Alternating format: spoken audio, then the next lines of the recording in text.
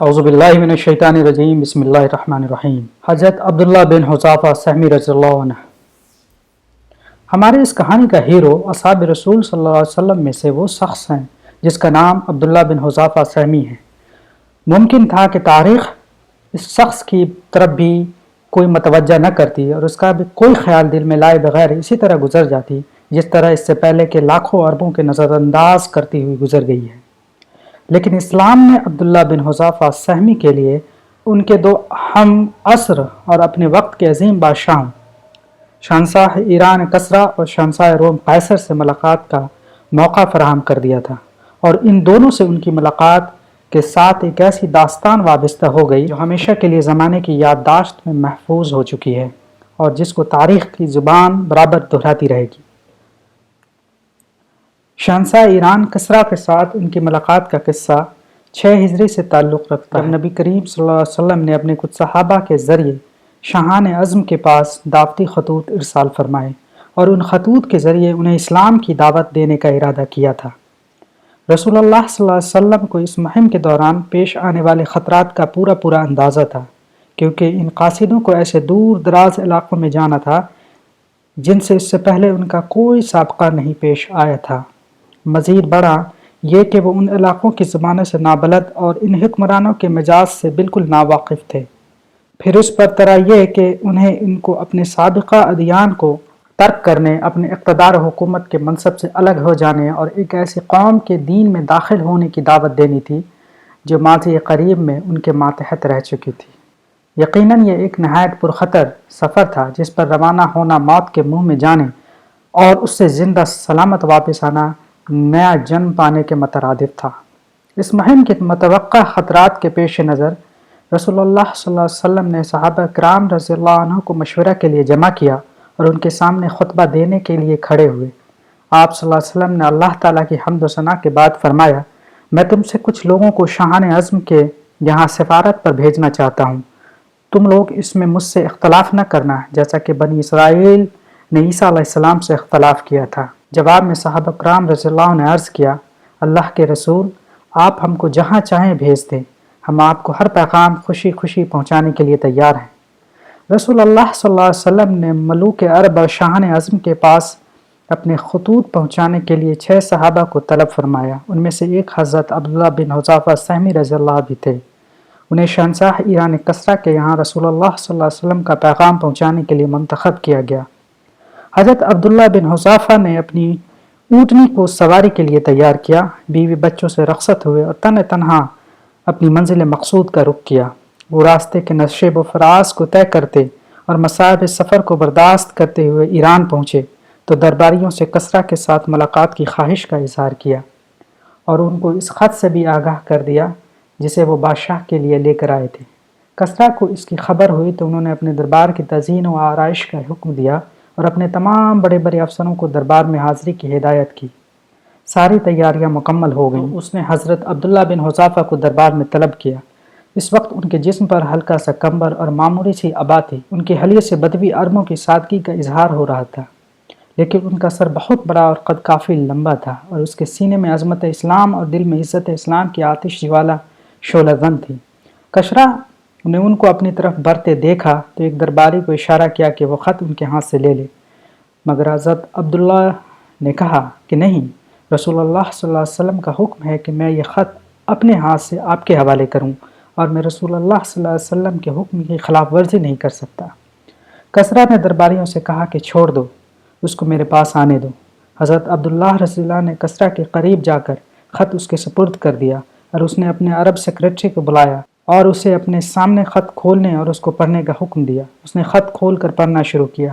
خدائے رحمان الرحیم کے نام سے محمد رسول اللہ کی طرف سے شاہ ایران کسریٰ کو سلامتی ہو، اس پر جو ہدایت کی پیروی کرے۔ خط کا اتنا حصہ سنتے ہی ان کے سینے میں غیظ و غضب کی آگ بھڑک اٹھی۔ اس کا چہرہ غصے سے سرخ ہو گیا اور گردن کی رگیں تن گئی، کیونکہ رسول اللہ صلی اللہ علیہ وسلم نے خط کا آغاز اپنے نام سے کیا تھا۔ اس نے سیکریٹری کے ہاتھ سے خط جھپٹ لیا اور اس کے مندرجات کو جانے بغیر اسے پرزہ کرتے ہوئے چیخ اٹھا، میرا غلام اور مجھے اس طرح خط لکھ رہا ہے؟ پھر اس نے حضرت عبداللہ بن حذافہ رضی اللہ کو دربار سے نکال باہر کرنے کا حکم دیا، چنانچہ وہ وہاں سے نکال دیے گئے۔ حضرت عبداللہ رضی اللہ دربار سے نکلے تو انہیں کچھ پتہ نہیں تھا کہ اب اللہ تعالیٰ ان کے ساتھ کیا معاملہ کرنے والا ہے، یا وہ قتل کر دیے جائیں گے یا انہیں آزاد چھوڑ دیا جائے گا۔ لیکن پھر انہوں نے اپنے دل میں کہا، خدا کی قسم، رسول اللہ صلی اللہ علیہ وسلم کا خط پہنچانے کے بعد اب میرا جو بھی حسر ہو مجھے اس کی قطعی کوئی پرواہ نہیں ہے۔ اگر جب قصرہ کا غصہ کم ہوا تو اس نے حضرت عبداللہ رضی اللہ کو دربار کے سامنے پیش کیے جانے کا حکم دیا، لیکن وہ نہیں ملے۔ ان کے آدمیوں نے بہتر تلاش کیا مگر ان کا کوئی سراغ نہ ملا۔ ان لوگوں نے جزیرہ عرب تک جانے والے تمام راستوں کو چھان مارا مگر وہ ان کے ہاتھ سے نکل چکے تھے۔ جب حضرت عبداللہ رضی اللہ دربار نبی صلی اللہ علیہ وسلم میں حاضر ہوئے تو انہوں نے کسرا کے ساتھ پیش آنے والے واقعات کو مکمل روداد آپ کے گوش گزار کر دیے اور خط پھاڑنے کے واقعے سے بھی آپ کو آگاہ کیا۔ ان کی پوری سرگزشت سن کر آپ صلی اللہ علیہ وسلم نے صرف اتنا فرمایا، اللہ تعالیٰ اس کی سلطنت کو پارا پارا کر دے۔ ادھر کسرا نے اپنے یمن کے گورنر بازان کو خط لکھا کہ اس شخص کے پاس جس نے حجاز میں نبوت کا دعویٰ کیا ہے اپنے 2 قوے اور بہادر آدمیوں کو بھیجو اور انہیں حکم دو کہ اسے پکڑ لائیں اور میرے سامنے پیش کریں۔ حسب حکم بازان نے اپنے 2 بہترین آدمی رسول اللہ صلی اللہ علیہ وسلم کی طرف روانہ کیے اور ان دونوں کے ہاتھ آپ صلی اللہ علیہ وسلم کو خط بھی بھیجا جس میں اس نے لکھا کہ آپ بلا تاخیر ان کے ساتھ کسرا کے سامنے پیش ہونے کے لیے چلے آئیں۔ اس نے ان دونوں سے یہ بھی کہا کہ وہ نبی کریم صلی اللہ علیہ وسلم کے حالات سے مکمل آگاہی حاصل کریں اور ان کے متعلق مفصل معلومات فراہم کر کے اس کو آگاہ کریں۔ وہ دونوں پہم اور تیز رفتاری کے ساتھ مراحل سفر طے کرتے ہوئے طائف پہنچے۔ وہاں ان کی ملاقات قریش کے ایک تجارتی قافلے سے ہی۔ ان سے محمد صلی اللہ علیہ وسلم کے متعلق دریافت کیا تو معلوم ہوا کہ وہ یثرب میں ہیں۔ اس کے بعد تاجر جوش و خرم اور شادہ و فرح مکہ پہنچے اور انہیں قریش کو خوشخبری دیتے ہوئے کہا کہ یہ بات تمہارے لیے بڑی خوشگوار اور مسرت انگیز ہے کہ کسرا محمد کے در پہ آزار ہو گیا ہے اور اس نے تمہیں اس کے شر سے بچا لیا ہے۔ ادھر ان دونوں نے مدینے کا رخ کیا۔ وہاں پہنچ کر نبی کریم صلی اللہ علیہ وسلم سے ملے اور بازان کا خط آپ صلی اللہ علیہ وسلم کے حوالے کرتے ہوئے کہا کہ شہنشاہ کسرا نے اپنے حاکم بازان کو ہدایت کی ہے کہ وہ آپ کو لانے کے لیے کسی کو بھیجیں، چنانچہ ہم اس لیے آئے ہیں کہ آپ ہمارے ساتھ چلیں۔ اگر آپ ہماری بات مان لیں تو ہم کسرا سے بات کر کے آپ کے لیے رعایت حاصل کر لیں گے اور آپ کو اس طرف سے پہنچنے والی ہر متوقع تکلیف اور اذیت سے بچا لیں گے، لیکن اگر آپ نے ہماری بات ماننے سے انکار کیا تو آپ خود اس کے قوت و سطوت سے بخوبی واقف ہیں۔ آپ یہ بات اچھی طرح جانتے ہیں کہ وہ آپ کو اور آپ کی پوری قوم کو تباہ و برباد کرنے کی طاقت رکھتا ہے۔ رسول اللہ صلی اللہ علیہ وسلم نے ان کی یہ باتیں سن کر مسکراتے ہوئے کہا، آج تو تم لوگ اپنی قیام گاہ پر واپس جاؤ، کل پھر آنا۔ جب دوسرے دن وہ دونوں بارگاہ رسالت میں حاضر ہوئے اور پوچھا کہ کیا آپ نے ہمارے ساتھ چلنے اور کسرا سے ملنے کے لیے خود کو تیار کر لیا ہے؟ تو آپ صلی اللہ علیہ وسلم نے جواب دیا کہ آج کے بعد تم کسرا سے نہیں مل سکو گے۔ اللہ تعالیٰ نے اس کے بیٹے شیرویہ کو فلاں مہینے کی فلاں رات اس کے اوپر مسلط کر کے اسے ہلاک کر دیا ہے۔ یہ سنا تو ان کے چہروں پر دہشت و حیرانی کے آثار ظاہر ہوئے اور وہ ٹکٹکی باندھ کر آپ صلی اللہ علیہ وسلم کی طرف دیکھنے لگے۔ پھر وہ اپنی حیرت پر قابو پاتے ہوئے بولے، جانتے ہیں آپ یہ کیا کہہ رہے ہیں؟ کیا یہ بات ہم بازان کو لکھ دیں؟ ہاں، اور اس کو یہ بھی لکھ کر دینا کہ میرا دین کسرا کی سلطنت آخری حدود تک پہنچے گا، اور اسے یہ بھی لکھ دو کہ اگر تم اسلام قبول کر لو تو میں تمہارا یہ سارا زیر حکومت علاقہ تمہارے سپرد کر کے تم کو تمہاری قوم کا حکمراں بنا دوں گا۔ آپ صلی اللہ علیہ وسلم نے جواب دیا۔ اس کے بعد وہ دونوں آپ صلی اللہ علیہ وسلم سے رخصت ہو کر بازان کے پاس پہنچے اور رسول اللہ صلی اللہ علیہ وسلم کی دی ہوئی خبر سے اسے مطلع کیا۔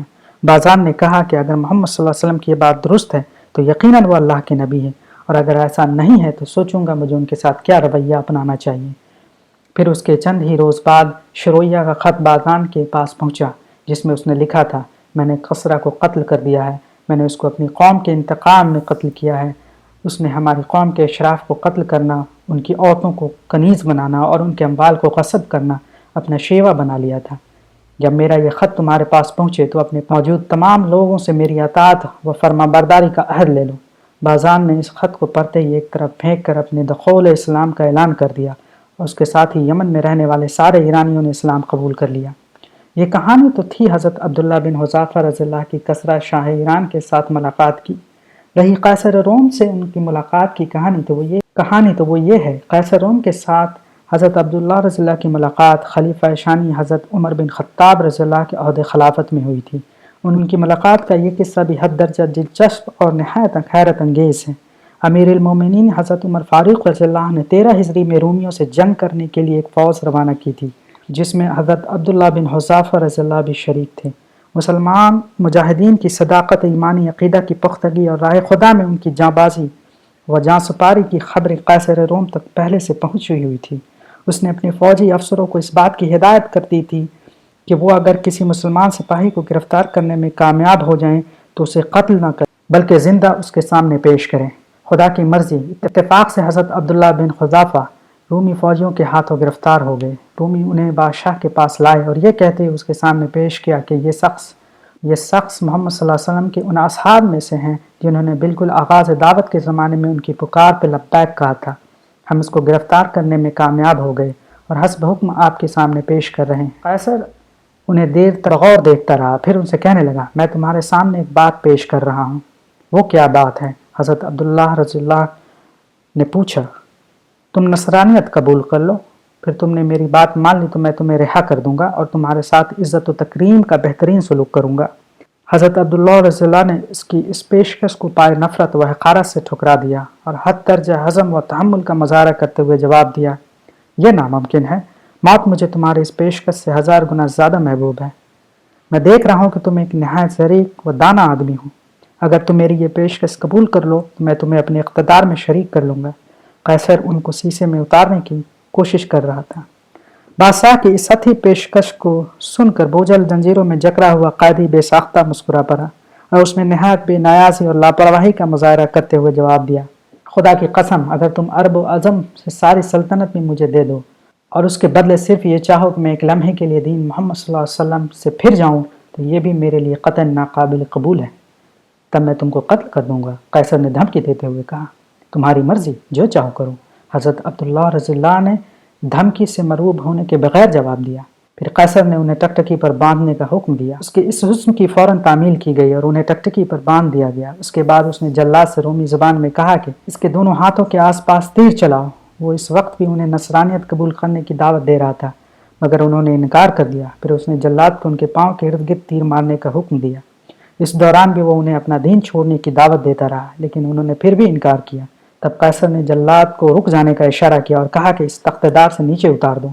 फिर उसने एक बड़ी सी देग मंगवाई, उसमें तेल डलवाया और उसे आग पर रखवा दिया। जब तेल खौलने लगा तो उसने मुसलमान कैदियों में से 2 आदमियों को बुलवाया और उसमें से एक को खौलते हुए तेल में डलवा दिया।